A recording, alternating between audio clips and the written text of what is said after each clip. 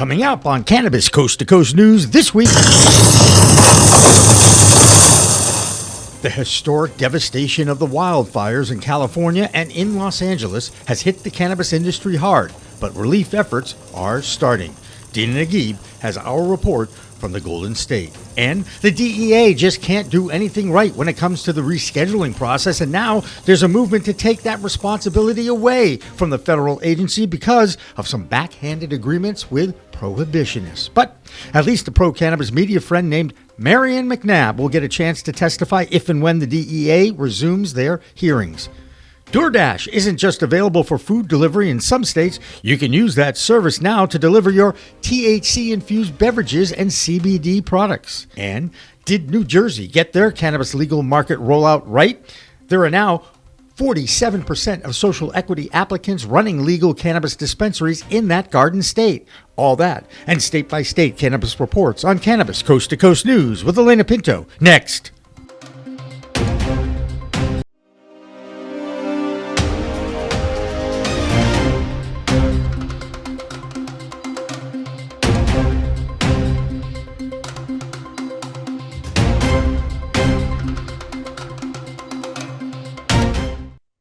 Hi, everyone. Welcome to another edition of Cannabis Coast to Coast News. I'm Alaina Pinto. Two reminders right off the top this week. First, the best way to keep up with the weekly news from the cannabis industry is to download our PCM TV app. You can scan the QR code on the screen and get it at the App Store or Google Play. Second, if you're interested in contributing to this all-volunteer news show, please contact PCM TV founder Jimmy Young at jimmy@procannabismedia.com. People who are already involved in the cannabis industry are urged to contact him. We value your insight on what's impacting your business. Jimmy is an award-winning, an Emmy award-winning talk show host and a college instructor for on-camera performance. He's a great teacher and will train you to join our team of correspondents who document the fight to end cannabis prohibition in our show every week. Now to news. First up this week is the California wildfires in LA and the Southern California coast. These fires continue to burn, and this week, those Santa Ana winds that reached hurricane-force speeds spread and caused mass destruction of many neighborhoods and businesses in the greater Los Angeles area, and that includes many cannabis businesses. The death toll has reached 11 people, with the latest evacuations from the LA suburb called Brentwood. Now, many celebrities have lost their homes in that area, including Billy Crystal, Paris Hilton, Ricky Lake, Mandy Moore, and Jeff Bridges, just to name a few. But with more from that region, here's our California correspondent, Dina Nagib. I'm Dina Nagib, Principal Consultant at Grass Goddess Consulting, reporting in California for Cannabis Coast to Coast News. Southern California cannabis businesses are grappling with the latest wildfires, which have burned over 35,000 acres and prompted widespread evacuations around the Los Angeles area. These fires are amplifying the industry's financial pressures with limited insurance coverage, smoke damage, and the need to evacuate products. Many delivery services are suspended, and some retailers are operating without clear emergency protocols. Cannabis companies face massive losses due to expensive insurance premiums and the risk of smoke infiltration into indoor grow sites. Additionally, the movement of cash and products raises security concerns. The industry remains deeply concerned about both immediate and long-term impacts of the fires, and the scope is still growing as the fires are ongoing. The story is still developing. On a positive note, many from the industry have rallied to support people impacted by the fires. Numerous companies have offered shelter, set up donation sites, and collected monetary donations, showing how the cannabis industry comes together for community. That's it for California. This is Dina Nagib for Cannabis Coast to Coast News. President Biden and California Governor Gavin Newsom have declared a disaster in that state and are trying to get as much relief as possible to that area. If you want to help out with your time or any donation, you can contact the American Red Cross at 1-800-RED-CROSS or 1-800-733-2767. You can also text the word CA wildfires to 90999 to make any donation at all. Two of the biggest celebrities who live in California and are legends in the cannabis industry are, of course, Cheech Marin and Tommy Chong, who both live in the Palisades region. Tommy Chong shared his thoughts after being inundated by caring, inquiring fans. Cheech's house is still standing, though his entire neighborhood is gone. No telling how long before they can get back in to assess any damage. And as far as I know, my house is still standing too. But man, Cheech and I are among the lucky ones. So many of our friends and neighbors have lost everything, entire neighborhoods, places where we've shared countless memories over the years, just gone. The devastation out here is hard to describe. Our hearts are with everyone who's been affected and with the incredible firefighters and first responders who are working around the clock to protect our community. Once again, that number, if you want to donate to the relief effort, is 1-800-RED-CROSS. Next up, the Arizona report with Karen Black, where that state wants to crack down on access to edibles by kids. I'm Karen Black from Greenfinger Consulting with the Arizona Cannabis Report for Cannabis Coast to Coast News. A troubling trend is emerging in the Grand Canyon state. A recent report revealed a significant increase in the number of kids needing medical attention due to accidental cannabis exposure. In Maricopa County, which encompasses the Phoenix metro area, the average number of calls to poison control centers for cannabis-related issues in children 12 and under have nearly doubled since adult use sales began in 2021. The main culprit? Edibles, which often resemble regular candies and snacks. The Arizona Dispensaries Association has been very active in the fight to keep our state's children safe from intoxicating cannabis products. Speaking of the Arizona Dispensaries Association, there are some fresh faces on their board for 2025. The new members, who will serve 2-year terms, bring a wealth of experience to the table. Michael O'Brien from Sonoran Roots will serve as president, while Truliev's Lauren Niehaus was appointed vice president. A complete list of the new board members can be found at azdispensaries.org. And speaking of Trulieve, the vertically integrated MSO expanded its footprint with a new dispensary in Maricopa, the city, not the county. A ribbon-cutting ceremony and grand opening celebration took place January 11th at the new store. The addition brings another cannabis outlet to Pinal County and expands Trulieve's Arizona presence to 22 locations. Also this past weekend, Tucson Doobie held another of its signature extravaganza events January 10th in the Old Pueblo. The affair combined cannabis, food, art, and education and featured a live glass-blowing demonstration. That's all for this week's Arizona Report. I'm Karen Black from Greenfinger Consulting reporting for Cannabis Coast to Coast News. Delivery services in legal adult states is nothing new in the cannabis industry, but now a major delivery service that is not a licensed service is getting in on the action, and that's DoorDash, the popular app that delivers all sorts of things to your door. Now, operating in adult use legal states, they will deliver THC-infused beverages from hemp. A tab on the DoorDash app says CBD, THC. And there's an electronic ID function embedded that will supposedly keep underage people from utilizing that service. Many national liquor chains like Total Wine and more, Dashmart, and ABC Fine Wine and Spirits have already signed up for that service.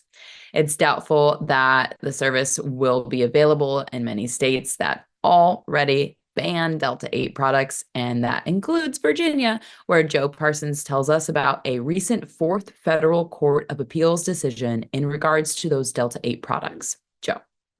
I'm Joe Parsons with the Virginia Cannabis Connection, and this is the Virginia Cannabis Report on Cannabis Coast to Coast News. A federal court has ruled that Virginia's total THC hemp regulations supersede the 2018 Farm Bill.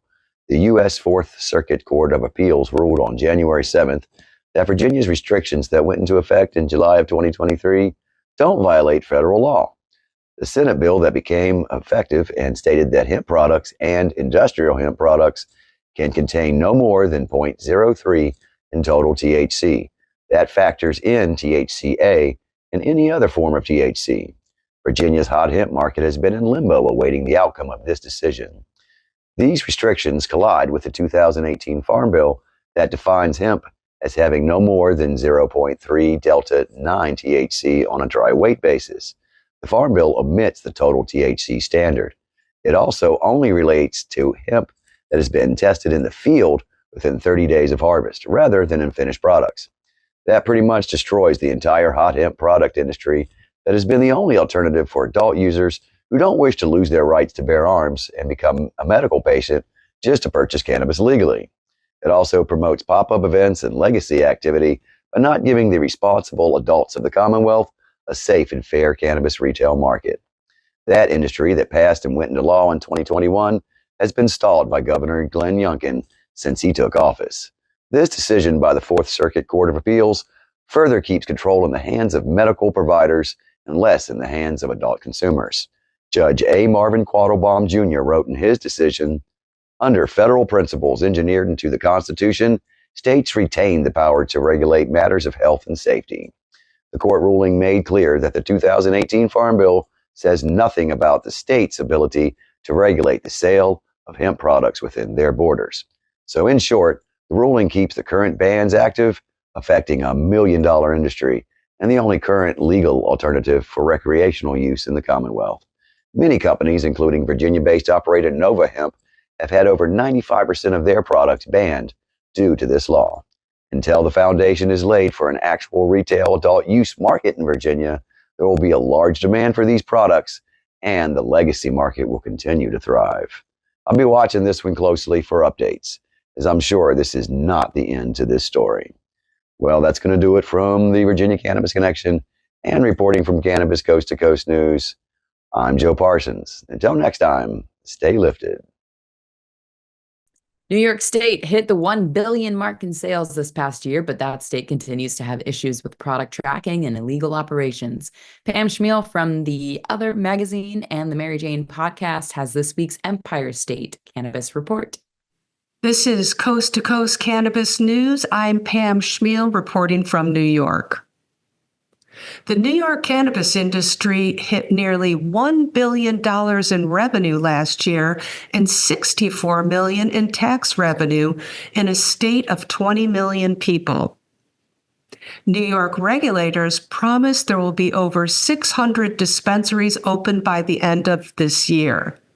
And to put that in perspective, Michigan, a state of 10 million people, has 1,000 dispensaries and generated $3 billion last year. And additionally, you may see consumption lounges finally starting to pop up around New York State since they've been approved to sell in non-infused beverages, food, and allow live music and entertainment. And Nabis, California's largest distributor, has finally entered the New York market, promising to address the pressing issue of unpaid invoices that is plaguing the industry. And not that anyone is complaining, but New York has yet to implement a track and trace system, even though its recreational market has been open for over 2 years. This gap leaves regulators with incomplete data on inventory and market activity. That's this week's Cannabis Coast to Coast News. I'm Pam Chmiel reporting from New York. I'm Marianne from Alibi with the Oregon Cannabis Report for Cannabis Coast to Coast News. This past week, a lawsuit was filed against a dispensary. A man had purchased a syrup and took approximately 40 milligrams of THC and was hospitalized. A serving size in Oregon is no more than 10 milligrams. Per Oregon Live, the dispensary manager is quoted as asking if a bar gets sued for a customer being drunk. This highlights a disconnect between alcohol and cannabis regulations. An adult can purchase enough liquor to cause serious long-term health problems, including death, and yet cannabis, while not being nearly as harmful, has much more stringent regulations. And next, on a happy note, the cannabis industry in Oregon will come together this Friday, January 17th, to celebrate the new year. The Blaze Ball will be a celebration of the heights we can reach together. Several hundred respondents are signed up, and we're excited to celebrate with everyone in the industry. That's the Oregon Cannabis Report. I'm Marianne with Alibi for Cannabis Coast to Coast News. That'll do it for the first section or A block of this week's Cannabis Coast to Coast news show. But when we come back, we'll share a story about the DEA that is coming under more pressure in their ongoing process to move cannabis off Schedule 1 and why some prohibitionist groups were given preferential treatment during the last hearing. That and the other state-by-state reports coming up next on Cannabis Coast to Coast News. We'll be right back. Ready to take your craft to the next level? Imagine faster extractions, purer products, and more profits. Sounds good, right? At Pure 5 Extraction, we've revolutionized cannabis extraction with our game-changing technology.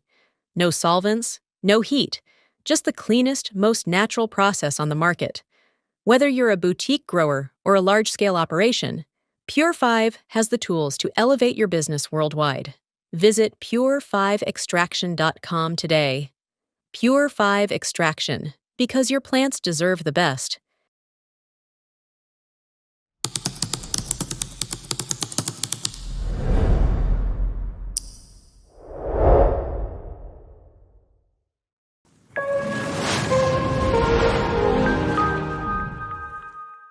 Welcome back to Cannabis Coast to Coast News. This is the second section or B block. I'm Alaina Pinto. One of the biggest concerns in the cannabis industry over the past few months, or is it years now, is the process for the DEA to reschedule cannabis off Schedule 1 to 3. That process started with the Health and Human Services recommendation to move cannabis off the most restrictive schedule of the Controlled Substances Act. That report was delivered to the DEA in late August of 2023. That's when delay after delay after delay started in this process. Now, even the delays are being pushed back further as everyone waits for the new administration to take over. There is some good news to report that if and when the DEA ever gets around to holding another invite-only testimony, one friend of pro-cannabis media will be on hand to lend her own expertise, research, and passion for cannabis as a medicinal product. It's Dr. Marianne McNabb from the Cannabis Center of Excellence right here in Massachusetts.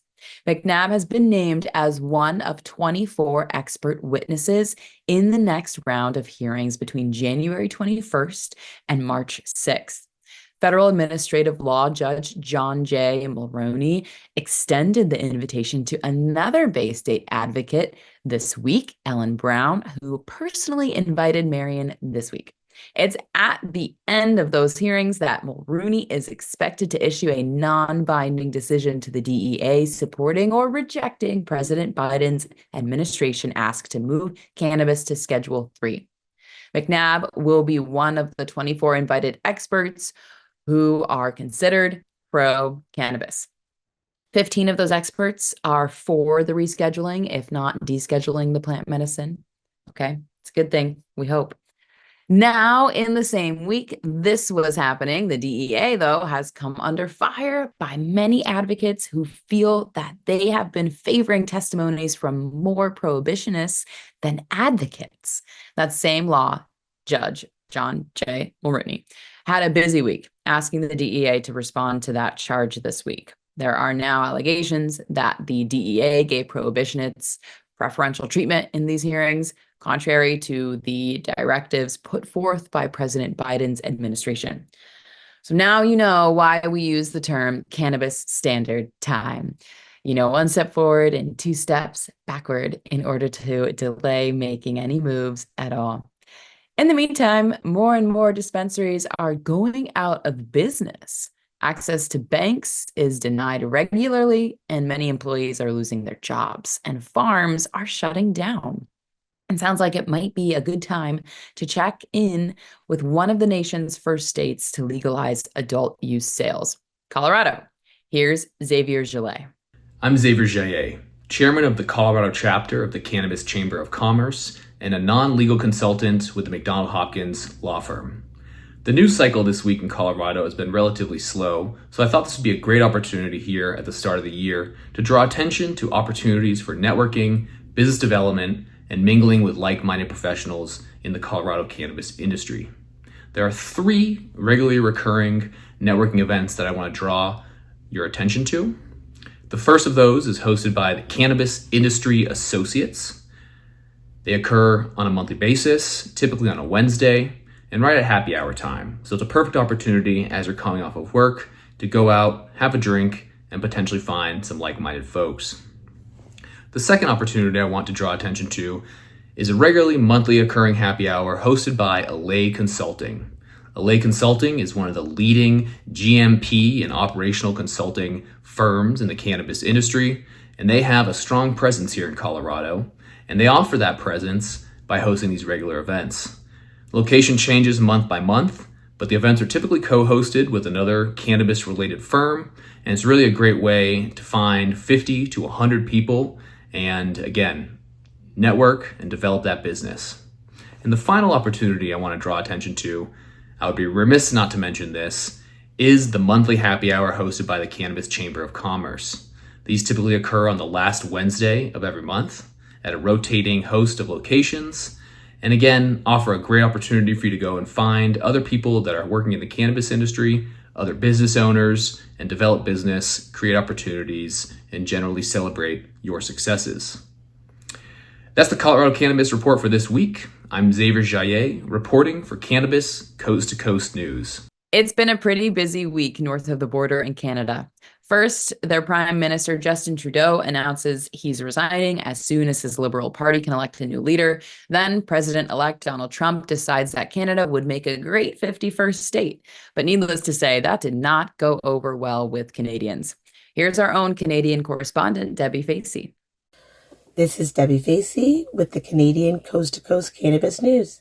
So we have in Canada this week is Canada finally making it a little bit more easier for the small businesses and the businesses that have been having trouble successfully being within the industry a little bit easier when it comes to them entering and being able to transfer their licensing. This is going to be not only a positive for anyone that wants to enter the industry, but it's also going to be beneficial for anyone that wants to be able to take over a license and has the money to be able to do that. Next, what we have is Manitoba finally getting the go-ahead of being able to create and grow at home. This is something that they have been fighting for since legalization and is finally getting into play. This is going to be something that is not only beneficial for Manitobians, but for the industry as well, because the fact that now medical patients will be able to grow their own as well as recreational. So when it comes to the seed industry, it's always going to be a plus. This is Debi Facey with the Canadian Coast to Coast News Report. Peace. I'm Doug Miller from High on Wall Street with this week's Cannabis Stock Report for Cannabis Coast to Coast News. Agrify Corp is selling its cannabis cultivation operation for $7 million to an investment firm affiliated with the company's former CEO, Raymond Chang. Chang said separating business segments will allow Agrify and the acquired cultivation operation to better concentrate efforts going forward. The stock price went from $2.94 on November 1st to over $84 on November 27th. And we went over it right before it reverse split in October. It's now trading around $25.15. So let's see how the stock chart looks after this news. I've been following this one. It appears to be getting to that bottom after it ran up, and now it's pulling back. I think we're going to see that reverse back up soon. So I'll be keeping an eye on it for the bottom. Watch for some dips and trade smart. And that's this week's Cannabis Stock Report. Reporting for Cannabis Coast to Coast News, I'm Doug Miller. Minnesota has yet to open their adult use market yet, and now they are looking for a new director. Charlene Briner was the original director of the OCM, or Office of Cannabis Management. She resigned this week, and Governor Tim Walz now announced that the OCM General Counsel, Eric Tabell, will serve as an interim director. Now let's check out what's happening in Nevada. And with the Tribal Nations, here's Tina Tasaka. I'm Tina Tasaka with 420 Technologies, and this is the Nevada and Tribal Nations Report for Cannabis Coast to Coast News. The Enterprise Ranchera in Wheatland, California, has opened a new dispensary near Sacramento, California. Yo Aura will offer premium flower, edibles, wellness-focused tinctures, and topicals. Yo Aura blends tribal heritage with innovation that creates a space that honors their past while embracing their future. Congratulations to this tribe, and you can visit them at www.yo-aura.com. International Star Inc., through its subsidiary Budding Equity LLC, is hitting the jackpot in cannabis innovation by partnering with industry leader Priscilla Vilchis of Premium Products LLC to bring premium cannabis brands to Nevada. Known for collaborations with cultural icons like Lil' Kim and Ric Flair, Vilchis brings unmatched expertise and market success to this venture. The partnership will see Premium Product managing the manufacturing and distribution of Budding Equity's innovation products, with an anticipated launch in select Nevada dispensaries by the end of Q1. Nevada's legal cannabis sales have been declining since peaking at over $1 billion in 2021, with competition from the illicit market, responsible for up to 1/3 of sales posing challenges. Legal dispensaries reported $829 million in taxable sales for the fiscal year ending June 2023, continuing a downward trend. The Cannabis Compliance Board, CCB, cites high taxes, product costs, and potency concerns as factors driving consumers to unregulated sellers. CCB enforcement focuses on licensed businesses, leaving illegal operations largely unchecked. Calls for stronger enforcement and public awareness campaigns are growing. Quote, "Until we're putting resources into enforcement, there's no reason unlicensed sales will stop," unquote, says Lake Martin of the Nevada Cannabis Association. This news source came from Nevada Independent, January 6th. That's it for the Nevada highlights and Tribal Nations. I'm Tina Tasaka with 420 Technologies and Cannabis Coast to Coast News. One of the emerging success stories in the rollout of adult use states is in New Jersey. That state reached the $1 billion sales plateau in 2024, but now it's their social equity initiative that is making headlines. 47% of cannabis operations in New Jersey originated from that community that was hurt the most by the failed war on drugs. Here's Jill Goldsberry with more from the state of New Jersey. I'm Jill Goldsberry with the New Jersey/Garden State Cannabis Report, and this is Cannabis Coast to Coast News. And here's what's happening in our neck of the woods. This week, we actually had a report from the Cannabis Regulatory Commission stating that 47% of adult use recreational license holders are minorities. So 47% is a big number. It's almost half in the state of New Jersey. And what we're finding is that out of that 47%, a large part of those business owners driving the business in the state of New Jersey are women. And we're talking about dispensaries, actual flower products, and edibles as well. So had a little brain fart there. But yeah, edibles, flower, and dispensaries are driving the industry, and a lot of these businesses are owned by women. Here are a few you might want to check out. You may want to check out the Joy Leaf Dispensary, Nightjar, owned by a woman, Butter Cake, Edibles, and Precious Cannabis, which is a pre-roll company. So those are giving you a couple of places to check out if you're in the state of New Jersey and you're looking for some women-owned brands. In other news, you may be able to order a side of cannabis with your pizza very soon, because DoorDash is now offering to deliver your cannabis products, whether it's hemp or, THC directly. But you will have to look at your local DoorDash menu to see if it's actually being offered. And we don't know exactly when this is going to start. This literally just came out the other day. So check it out on your next DoorDash one. I'm Jill Goldsberry with the New Jersey Garden State Cannabis Report, and this is Cannabis Coast to Coast News. That'll do it for the B block of this week's Cannabis Coast to Coast News. When we come back, we'll introduce you to one of the new correspondents. This one is the Chicago clone guy. So what's better, growing with seeds or a small baby clone plant? We'll talk to the clone guy from Chicago coming up next.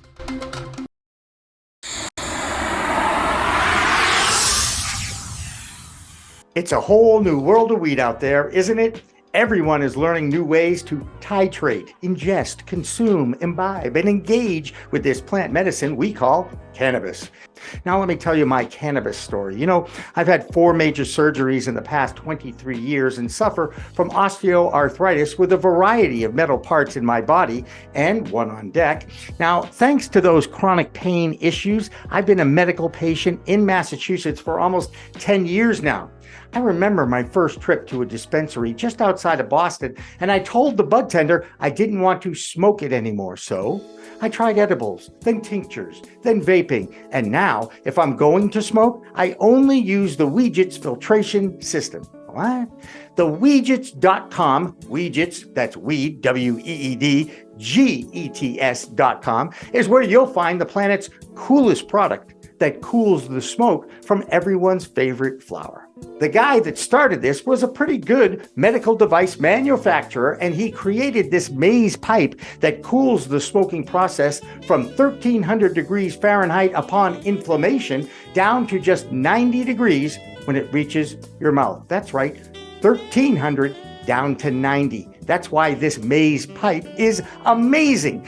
Now, add in the code of PCMTV and you get 15% off. So just go to Weegits.com and check out the best way to enjoy a cooler smoke with less coughing and hacking and more peace of mind.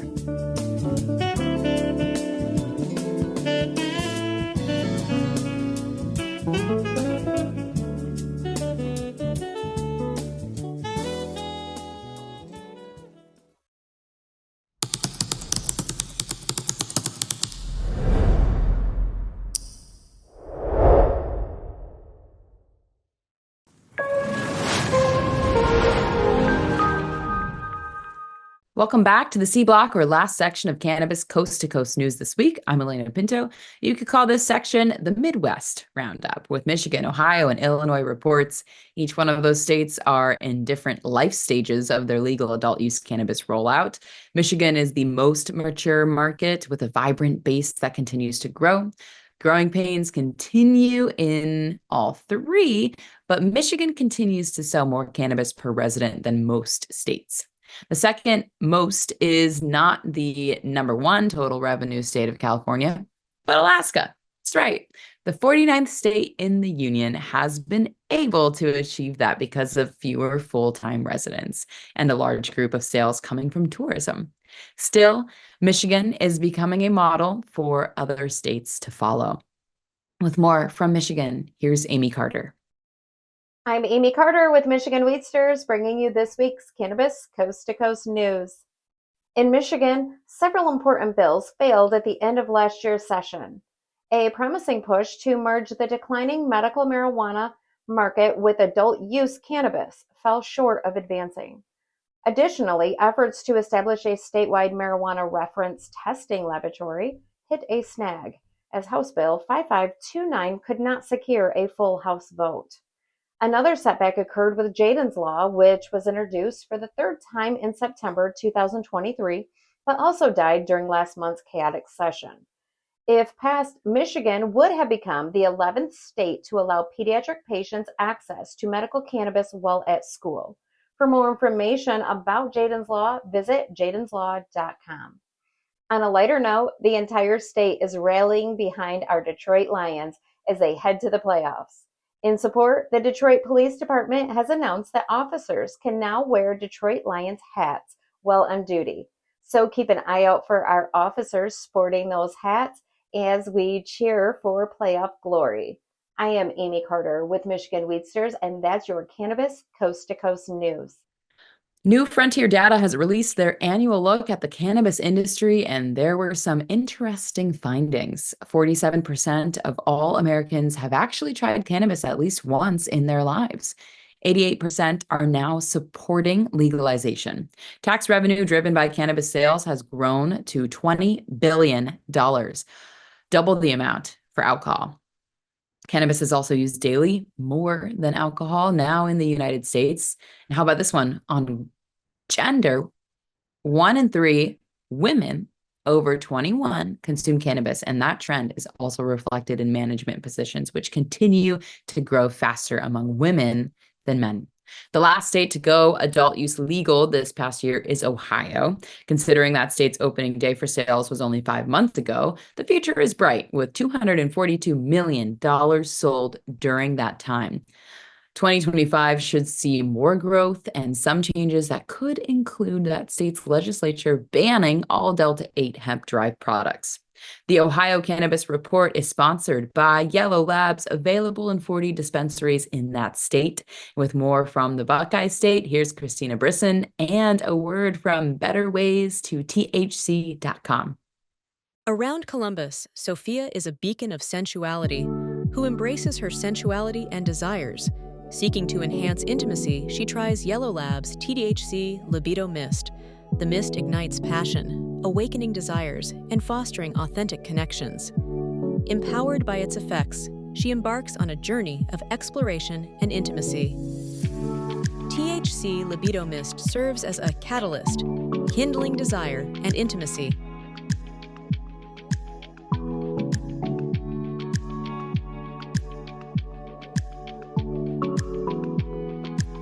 I'm Christina Brisson with Over the Top Renovations with your weekly Ohio Cannabis Report with Cannabis Coast to Coast News.